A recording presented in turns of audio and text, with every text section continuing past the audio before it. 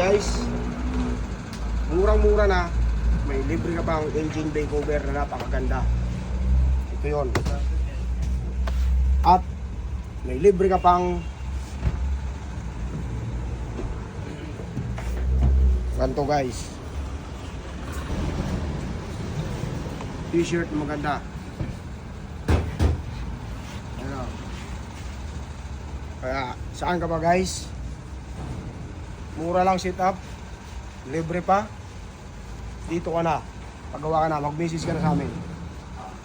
Yan guys, tapos na yung commuter natin. Ito yung harap. Ito yung installer, sumisilip doon sa may bintana.